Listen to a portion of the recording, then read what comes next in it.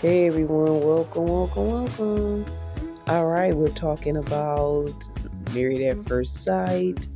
It's a reality show where experts pair people together. They literally get married as soon as they meet. They have this amazing wedding, and then they kind of go backwards and they have to learn each other, see if they like each other, see if they love and care about each other, and if they could do life together. And after so many weeks, they decide whether they're going to continue in their marriage or divorce. So this is the moment I think we've all been waiting for. I think there's some more moments ahead, but we basically everything is out, so it's kind of like okay, we saw that part. I think that's what we were waiting for when all the secrets and all the things come out. And I really wasn't expecting Michelle to be Miss Matlock and do all of this that she did. I think she halfway saved the season because this was like one of the main highlights of the show, besides the whole MM and Ikechi ordeal. So those two scenarios kind of saved the show as far as making it watchable, making it something that we wanted to come back and watch every week. But at this point, it's after the retreat. Michelle has basically found out and put it all out that David and Madison have been having a side deal with each other. Alan is very hurt that Madison walked out on his marriage, or I'll say stepped out on the marriage without his knowledge or consent. Michelle was already ready to throw some people under the bus. She was already in her feels for whatever reason. So we return. Alan has left after he hit a few things, punched a few things in the kitchen. He's gone. He resents Madison from beginning to end of life. And Michelle is still around right after the ordeal. I think it's the same evening. And she confronts Madison right at that moment. It's like, okay, so Madison's there. Let's confront her. So they're in the girls' room. I think they're one of the restrooms, and Madison's like, "Oh, you're gonna come in here guns a-blazing? Well, why not? You did what you did, and it wasn't right." And then David was at the door talking the whole time. She's like, "Well, why is he here? You need David to protect you, Madison." So he was chiming in as she was asking her more and further questions. And she's like, well, we just have a connection and I like him and whatever. But she said, they haven't really, well, she said, we have a connection, but we haven't explored it yet. Sure you haven't. And since David keeps butting in, Michelle is like kind of tired of both of them and she's done. She's like, whatever, walks out, gets her stuff, and her and MM are out. Because, excuse me guys, because the two of them drove in together, so they both are leaving together. And she tries to comfort her, but Michelle makes it known she's upset. She's using expletives, and Camille comes in there as well, and they kind of have a little girl talk to finalize this whole situation. And Michelle's like, they're just playing around, saying what they're saying about their connection and giggling. They're not taking it seriously. I feel like they're lying about the physical part. I feel that they have been physical, that this isn't just, they're just not realizing it on this trip. And basically they just been playing this whole time. And she said this is a retreat from the fiery pits of where. She was upset and she's like, no one even apologized. They're liars and they're pieces of what. And she's like, they're just walking around giggling, playing like they've done nothing wrong.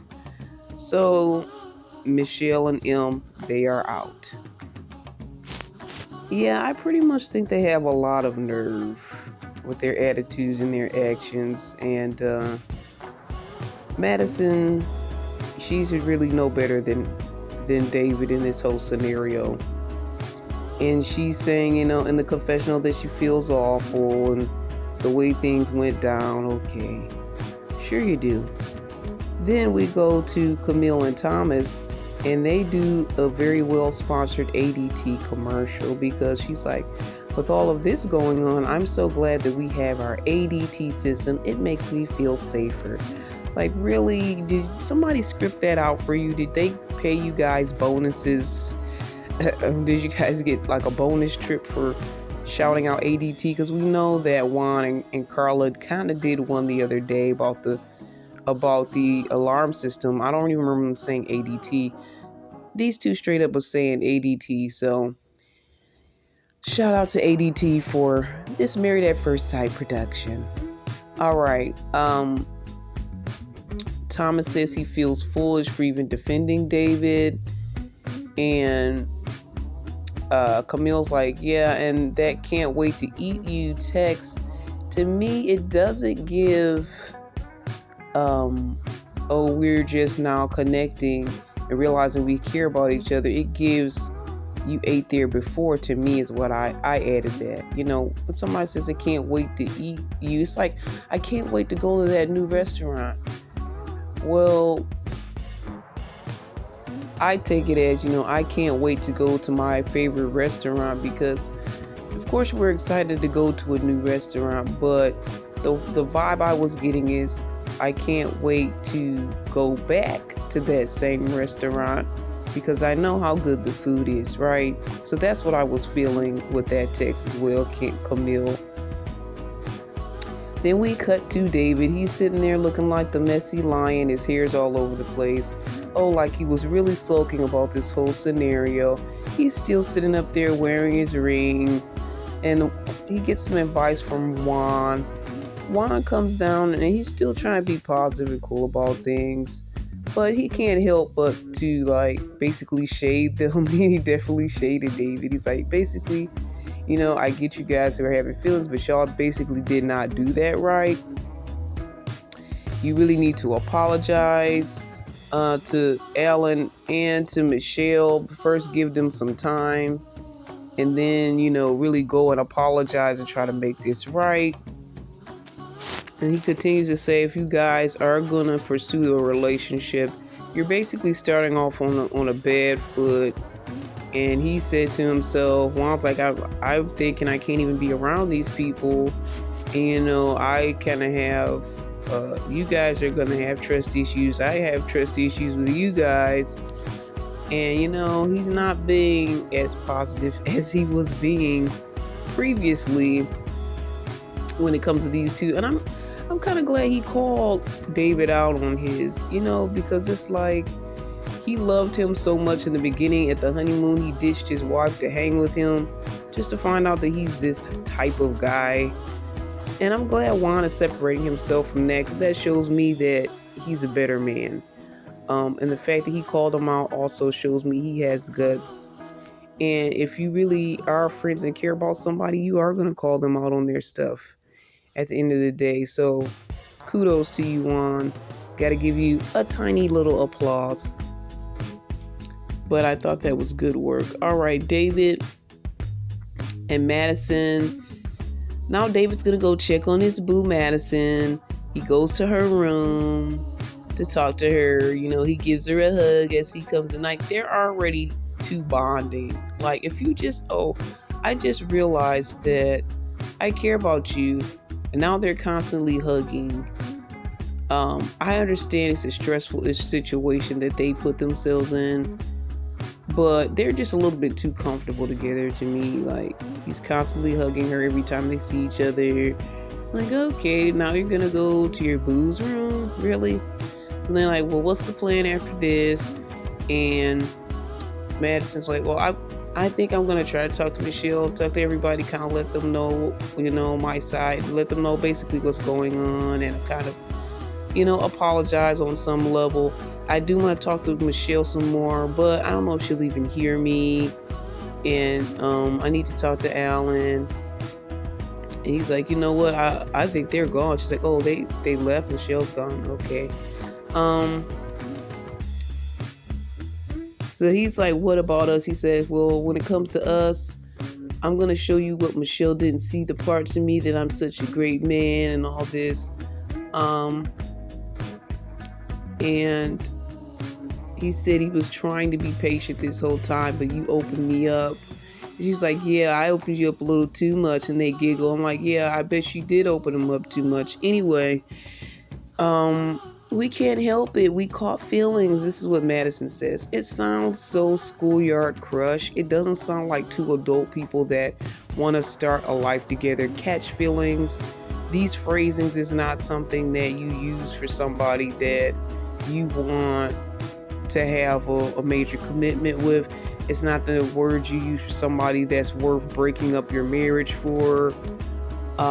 It's very childish. So I see where both of their heads are at. And I mean both of their heads. Both of his heads. Anyway, Carla and Madison catch up. Because Madison comes down, she's like, I'm gonna try to redeem myself and explain to everybody. And it's just awkward. They're in the kitchen getting breakfast and stuff and doing what they want to do. And Juan's offering everyone coffees, being very gentlemanlike. She's like, Carla's like, well, yeah, can you tell me what happened, what went on last night? Because I didn't see Carla anywhere, and she's made her debut. She's like, I'm glad I was able to sleep through all of that. What was going on? So then she's like, well, let's go out here to Carla, Madison does. And then Camille, she just follows. I don't think Camille was invited to this conversation. I do feel like Madison and Carla have a closer relationship since it sounds like they've been hanging out. But Camille's like, hey, I'm coming too. Don't leave me out. So here she comes with her explanations about the whole situation and how they caught feelings and they couldn't help it. And Carl's like, straight up, this is difficult news for me to hear because we're friends outside of this situation. Off camera, we've been hanging out. I really considered you to be a friend and good people, especially within this experience. Why weren't you just upfront and honest with the situation? I mean, you could have at least given me a hint because I'm sitting there in the middle of this. You guys are kind of playing off to the side, and I'm kind of in the middle, not even knowing what's going on, basically. Michelle brought this up multiple times, this text, and why did you not even give her an inkling or a clue what was really going on? This is basically messy and messed up. So Madison's excuse was, I never knew that text was for me. He sent it to the wrong person. And Carlswell was like, well, I'm uncomfortable with this whole thing looking back because I was kind of mixed up in this scenario, not even knowing what you guys were doing. And I was around and I didn't know. And this is basically grimy, dirty, disrespectful. And I loved her use of words there. Thank you, Carla, for just really keeping it real at this point. And she's like, well, half of the group left. And Madison really didn't have anything to retort.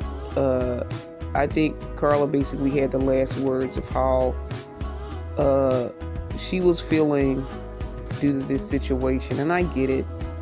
So now half of the group is gone because Madison and I believe David, they also exit. And she's like, well, Madison kept saying, well, I'm going to go home. I don't know what you're going to do or where you're going to go, but, I'm going to go home. Sure you don't. You guys are going to meet up later, because she didn't even have to say that. She didn't have to say, well, you can go do what you're going to do because I'm going to go home and you go ahead and do whatever you're going to do. Sure, like you don't know what he's going to do. He's probably going to text you and tell you to meet him up somewhere. Whatever. So Carla's like, she's into the whole new age vibe of cleansing your aura. So she's like, okay, now at this point that they're gone, I'm going to have to sage this place. I'm going to have to put my crystal crown of protection on. I have no idea what that means, but I thought it was funny. Another thing that Carla said, she asked, well, what's going on with you guys now? Are you guys honeymooning? What are you guys doing at this point? When she was talking to Madison, she's like, well, there's no point in me continuing with Alan. Basically, I'm not going to continue with Alan. And Camille continues to talk about the text that is kind of sus as far as their relationship and their connection seems deeper or bigger than what they're claiming it at this moment. Carla says that the experience has been defiled by them, and she really can't hang out with people that she can't trust. And I totally get it, because she's like, well, if there's another person in the group that's going to be deceptive like that, and if this person really is supposed to be my husband and we stay together, I mean, she didn't fully explain it like that, but basically, I can't be friends with a woman that's going to be sneaky linking around with other people, because she may try to sneaky link with my man too. I mean, you just can't really trust that person on that level or any other levels to really stand up and who they say they are. So she makes a lot of good points. Again, Madison is out. She gets a hug from her boo. Of course, David is constantly hugging her. I'm sure they're going to do more off camera. Anyway, she's gone. She really is gone this time. Alan returns to get his car and everything. Carla and Camille come through with a hug. You know, he's still kind of devastated by everything that happened. And he said the last couple of weeks, you know, if they've just kind of been playing this game the whole time, and he was like unaware. But, you know, I guess Carla was like, well, I know next time you can like trust your instincts. She's like, yeah. He was like, yeah, had a certain feeling, but she kept dangling this carrot of hope and saying, no, I'm going to work on it. We're going to try. So he felt like there was a possible chance. But at this point, he says he has no desire to recover anything with her. No answers are needed. He doesn't want to talk to her. He knows his worth, and he's proud of himself for being the person that he was during this process, even though he was mishandled by this whole thing. And as they're talking, I just can't stop but to notice how bald Alan and Juan are, that they're both kind of bald. They have that bald spot in the back where you can't really tell until you see the back of their head, and they have a major bald spot. But I still think I would still rock with them. The baldness doesn't. It's people like David with that full mane of hair that I don't really care about the full mane of hair if you have a messed up mind and heart. So I wouldn't rock with David with his full head of hair. Sorry, Messy Lion. I don't think he cares. Anyway, Thomas is now talking about, I'm Team Michelle now. I was trying to give David the benefit of a doubt, and I feel like Camille was on his side with that too, but they both were kind of looking like a little dumb, but they were looking like Camille and Thomas were looking kind of dumb, like, you guys fooled us, David, you fooled us. But, you know, it's not their fault. It's just the person that he is, the fakery of it all. And Alan's like, yeah, I'm going to get my revenge body and whatever. Like, okay, that's great. Mostly women say that, but it's fine. He already started to get his revenge body. His body is, I can see, is tightening up. I don't see him to ever be like a big, bulky type of guy like David, but he can do the Cabana Boy style body like Juan. All right, so David, he did come down and apologize to everyone that was there. He apologizes. Now that's before I think that's before Alan came. So Alan's path doesn't really cross David's or Madison's path, but David apologizes, and he leaves before he apologizes. So I'm not sure why this is in different succession the way I wrote it, but it is what it is, guys. And Carla's just not saying very much. She's side-eyeing the whole time while he's explaining himself away, like blah blah blah blah blah. Sorry about this, sorry, I don't know what you guys think about, but you know, at least I have friends and family that love me. Yeah, at least you have that, because, you know, they kind of giving him consideration. They're not being mean about it. Thomas and Camille still are acting decent to him, but Carla can't help but side-eye the whole time. And it was hilarious. I loved it. Thanks, Carla. She says, this is the Hunger Games. And as he's exited the building, and then I was just thinking, that's right, and he's gonna eat something up, because this is the Hunger Games. I'm not sure if he's going to go meet up with Madison. Not sure what he's going to be eating. But this is the Hunger Games. That was cute. Michelle reaches out to Pastor Cal and she basically spills all the tea of everything that happened at the retreat and how the whole thing was brought out with Madison. And Pastor Cal is shocked. He's like, I'm sorry, Madison is involved? Madison is the one that he's been talking to? Because we all knew that text wasn't just about food, but Madison's involved in this? So he acted like he was seriously shocked. And he was upset. He was like, no one deserves this. If you feel a certain way about somebody, be upfront, leave your marriage, respect your marriage, but don't just do this. It's unconscionable.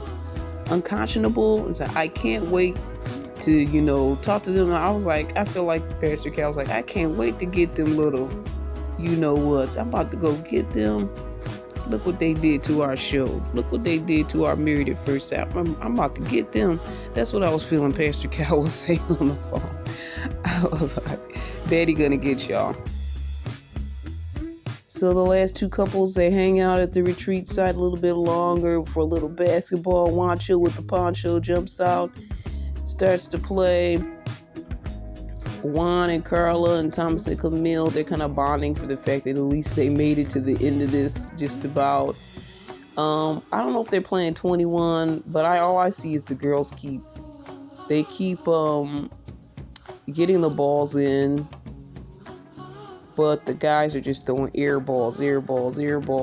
So at the end of the day, the no one that really knows how to play basketball, the semi-professional Camille, she has won. And they get again talking more about what happened. Said basically they was like, at least we are honest with each other as couples. The other couples, they lacked respect and honesty. Not the whole couple group, but the people that were lying within the relationship. They basically didn't respect or weren't honest. And at least that they have that much between Juan and Carla, and Thomas and Camille had a little bit more, as we know. But yeah, they were having fun playing basketball. They're playing basketball. Trying to get the stress out of this whole situation. Michelle and Alan actually meet up. And I think that he meets her at her actual place. Like, oh, it's a nice place. And anyway, they talk about the messiness. That's what Alan says, it's a nice place. They start talking about, well, if we would have think back about all the different things that happened. They show past clips of the suspicious behavior. I think they show a clip where both David and Madison are getting in around the same late hours of the night. They show a clip where I don't think we saw it before, where I believe David's like, oh, I'm going to go over and hang out with Madison and her cousin to watch this game.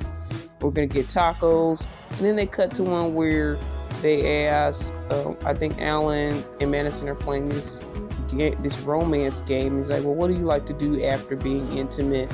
And she was like, get tacos. So I think they were trying to connect to us that, hey, we're insinuating that something more happened between them than what they're saying. And we all pretty much know that when it comes to Madison and David.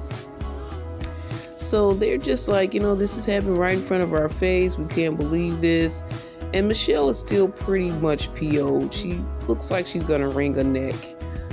Alan is still upset, and he shows her the text he received from her while he was pulling up to Michelle's place. And he's like, he texts her back something very basic, like, I really don't want to talk to you. I don't need to talk with you. This is, I'm done, basically, without saying word for word. But she was trying to reach out and talk to him and apologize and whatever. He's like, nah, I'm good. So back to the retreat, the remaining couples, they leave early. There's not much else to do here. I thought it was cute that Camille and Thomas were wearing their matching pajama pants, and he touched her leg. It was really cute. They called themselves the Final Four as they were leaving. And he was like, well, the other sad thing is you didn't get a chance to bring out your lingerie that you said you were going to bring out. Like, yeah, it was just too much going on. He's like, and they were just kind of playing around with each other, this Camille and Thomas thing. But with the matching PJs and the knee touch, I was like, oh, I really hope these guys please stay together. Please redeem this season with at least one person that stays together. Alan was so petty. I say he's petty, but I understand why he did it. But he tears up all the wedding memorabilia, breaks the Mr. and Mrs. cups. As he's packing his things to leave the house, the apartment they were sharing together. But before we was with Michelle, he's like, I was realizing, David was right upstairs. Who knows what they could have been doing? She could have been going to see him at his place up there. I don't know what they were doing, but I know Michelle's up there, so there was no way that was happening, because Madison, Michelle would have really been like, well, what are you doing here? Anyway, so he's tearing up all of the wedding memorabilia, the vows, the pictures, tore up a little book, and left it there for her to see. He started burning the picture, and then it looked like he started putting the flames out with his hand, and I feel like he probably burned himself. He's being Mr. Firestarter over here, and I don't think he's very good at it.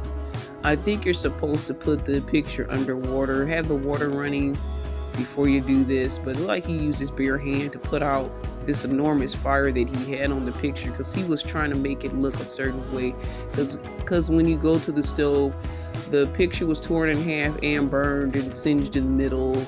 So he was really going for a certain type of look, being very theatrical here. Now David goes and talks with his friend about what went on, but his thing was basically talking about how he met someone else in the experience, one of the other wives, and he could see himself married to Madison. He doesn't want to lose her friendship, but he's not sure if they're on the same page.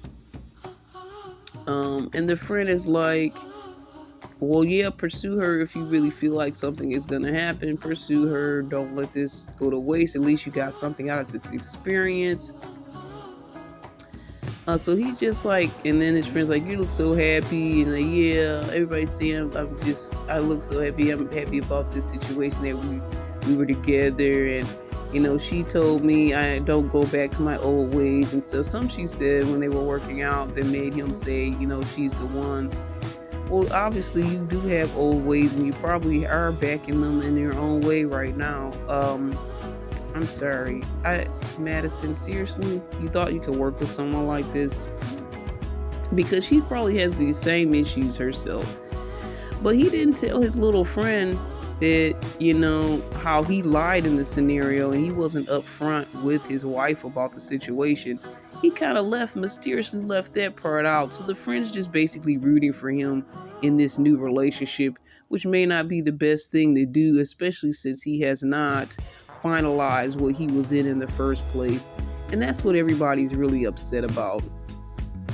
Madison sees Alan's angry mess when she comes and gets her stuff now, and he's gone, long gone. And she's packing to leave, and she just sees how he tore up all the wedding stuff, broke the mug and left it in the sink, burned the picture up. And she calls her friends, and one of her friends and tells her, and she basically said she didn't have the courage to say anything in front of him and come to him first, and she wished that she would have said it out loud. That's what she said. And I should have talked to him first before David could have talked to him. And the friend's like, she tells her friend how messed up it was in there, and he tore everything up. She's like, well, what's wrong with him? He went too far on that. And she kind of gives her advice. And I'm like, friend, you need to stay out of this, because you don't realize, the magnitude of what happened here. And I know you're on your friend's side, but I think she's wrong about that. Even though she did say it looked kind of like he was psycho. He probably was during this scenario. I mean, I would be really upset if somebody played me and disrespected the whole sanctity of marriage, which is what people do today. That's why they just don't get married anymore anyway.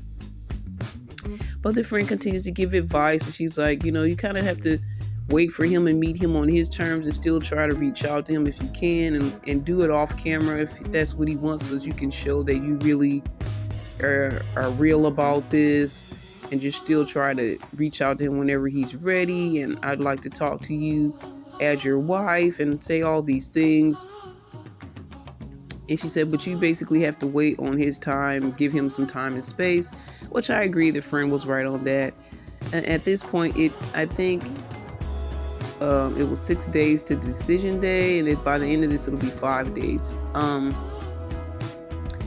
So I guess Madison takes all that in, and she takes her ring off and sentimentally leaves in some level of sentiment. All right, so we're with the experts, and I wasn't prepared for this. I almost forgot they even had issues because Michelle took over the whole show for some episodes, and and Ketchy, it's their time. So we see first meet with the experts, and she's wearing her Tina Turner dress. She's got a dress on that has these long pieces of string. I don't know what it's called, but it definitely is just giving me that Tina. Like, it's like Tina is now free from Ike, and here she is in her bad banging dress. So Dr. Pia notices right away. She's like, oh, you're a vision in orange. You look great.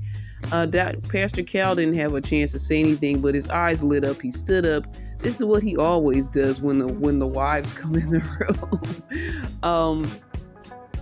They ask her how she's feeling. She said, I feel good no matter what. She knows she basically, no matter what she did, she knows he would have had some type of reaction at the end of the day. He wouldn't have been happy with it, but she's happy to know at least she did her best and she gave her all within this process.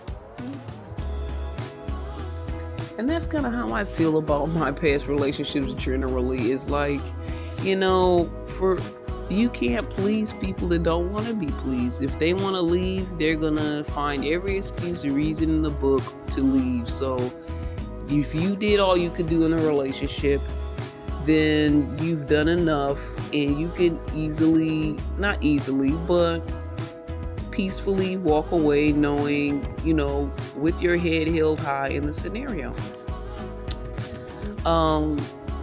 She basically said he emotionally tore her down because she didn't know him, and she gave him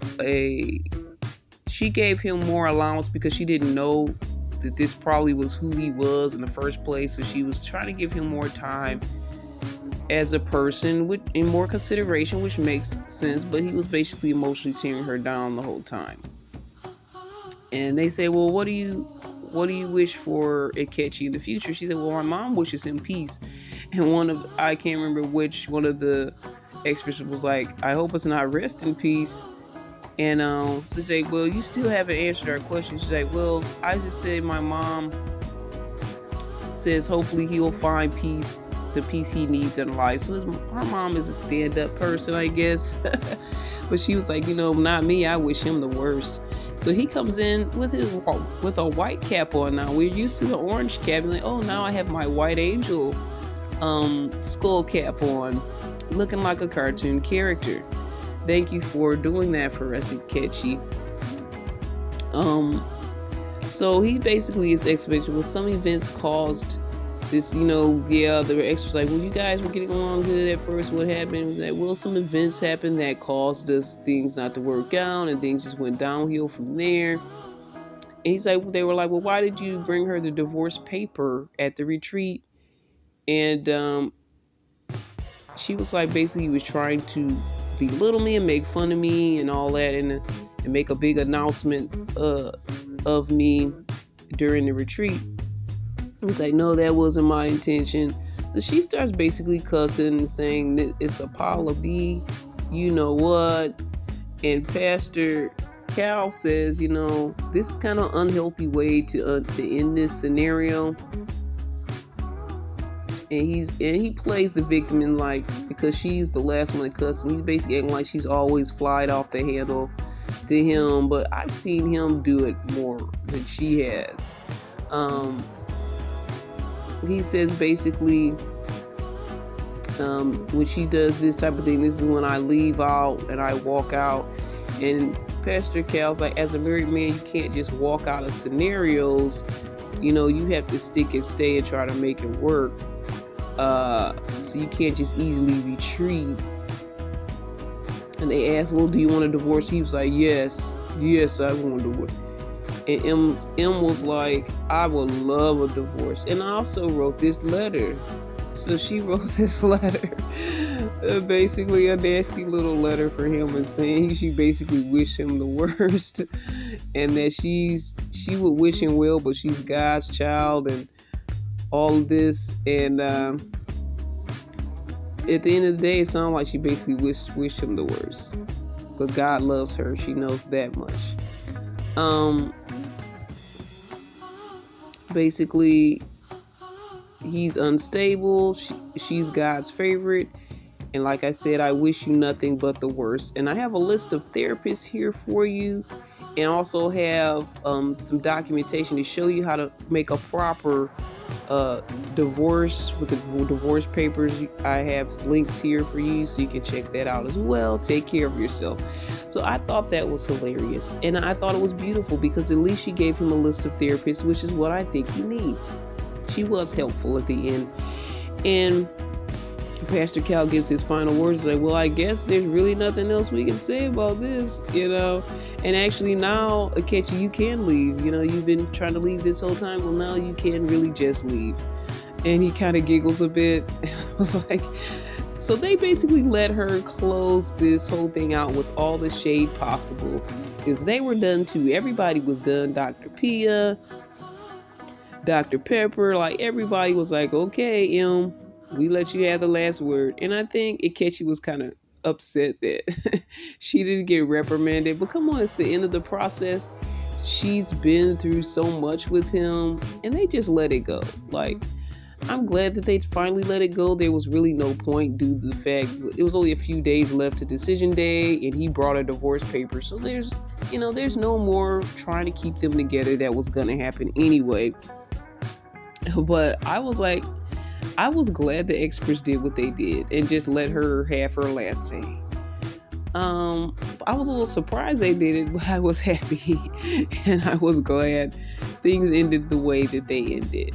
And Akechi didn't get his last word. He didn't get his validation or vindication, I believe, that he probably wanted this whole time, as he was blaming her.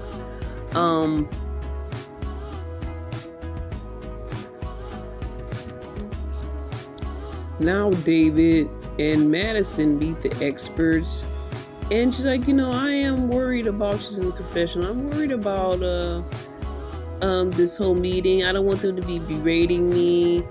I don't want them to, don't tell me I'm a bad person or anything like that. I just want to just state my piece and let them know we just had a connection, and that's all. And so they're both there with the experts, and they're basically asking how serious this is. Do you guys have any future plans? And basically, we need the truth. We're personally unhappy with the way you handle things, going out on your marriages. So just be honest with us, and we need to get down to the bottom of what's really been going on, because we've basically been in the dark as the experts about this, and we want to know more. We want to know everything, and we need to know everything. So then she's back with her catching feelings, and we have a vibe with each other. I'm sorry, this is not concrete evidence of anything real. This is little crushy crush stuff. She's like, well, I wasn't saying, we had our gym dates and meetups. I'm not saying we only had a gym relationship. But then, so they're like, okay, so have you guys been intimate? And David was like, no, we haven't been intimate. And she says, well, why did the sexy text, for somebody that hasn't been intimate yet? But Dr. Pierce calls him out and says, I basically feel like you're lying right now. Pastor Cal takes his glasses off. And he's like, so basically what they ask, like, what kept you from having sex? And they're like, oh, because we're married. And they're like, well, how can we believe you? And then David goes off with the same thing he's always said. I can't make you believe. That's the same thing he was saying to Michelle. You believe what you want. This is what happened. That's the same thing he said to Michelle. So, yeah, I don't believe you, man. We don't believe you. Definitely, we don't believe you. Madison, Pastor Cal reveals, Madison, you said you only went into white guys. We had no idea you were going to cross over to another couple. And this guy isn't white. So she's like, yes, that's true. I have dated black guys. But when it comes to marriage, you said that you were white. She's like, yeah. So he didn't really have much of a chance. So you threw us for a loop for this thing. And when it comes to a marriage, you're supposed to create boundaries. You're supposed to respect the marriage. This is what you do in a marriage. Even if you feel something for someone else, you respect your marriage. You go to your spouse. This is kind of forbidden areas and territory you're going into. Was it really your marriage, or was it really that you were feeling something, or was it like a rebound from the fact that you guys weren't feeling anything in your own marriages, so you just rebounded with each other? Or is this real? Or it's a proper way to handle these type of things. And then Madison's like, I didn't really think about it like that. Then maybe it could be a rebound. So Madison looks like she's having second thoughts about things, but probably not really. The next time we're gonna see, everybody make their decision, the couples that remain, and then we're gonna see a little bit of powwow afterward where they all meet up. And I'm not even sure why Akechi agreed to come to this. He's been MIA for everything else, but he's coming to the final show. Yeah, they must have gave y'all a little bonus for this stuff. All right, anyway, I'm out. It's Married at First Sight. I kind of feel like this was a filler episode, but I was entertained and I was engaged by it. And I can't wait to see what's going to happen with Camille and Thomas and Juan and Carla. Everybody's saying that Camille and Thomas will make it to the end. We don't think so much with Juan and Carla, but at least they would have learned some things about themselves, have a decent friendship at the end of the day, a decent bond. So respect to everyone involved. We're going to talk again next time with more Married at First Sight. We talk faith, love, and trends right here on CBiz Media. All the best. Stay with me, guys, and God bless.